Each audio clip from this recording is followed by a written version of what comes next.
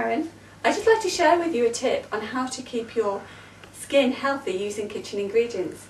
I recommend that you actually use specialised anti-aging face masks, which you can buy, which have specialised ingredients that actually help to reverse the ageing process.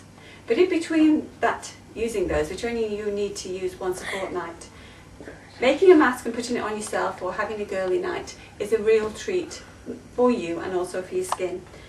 The mask I've made is from oatmeal. It contains fresh lemon juice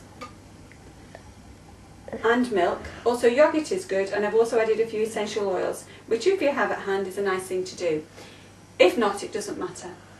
The other tip I'd like to share with you is how to relax your eyes after a hard day at work, and that is either to pop a couple of pieces of fresh cucumber over your eyes, or, as I'm doing, a couple of nice cold used chamomile tea bags, as this will reduce the puffiness and any inflammation. Okay, this face mask is very good because it exfoliates your skin with it being oatmeal, and also oatmeal leaves your skin feeling really soft when you wash it off. Leave it on for about 15 to 20 minutes and that'll be sufficient, and you'll feel a real difference to your skin.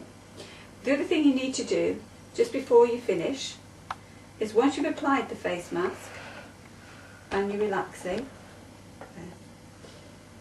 is just pop on, oops, nearly almost finished. Can get a little bit messy, but it's great fun on a girls' night. It's just simply pop on your eye pads to help to relax your eyes while the skin mask is doing its job. Alright, how does that feel? It feels absolutely wonderful. I really feel like revitalised and wide awake. And my skin feels really soft. Yes, it's lovely. It does feel soft. It's fun to do. It's fun to do. I've not.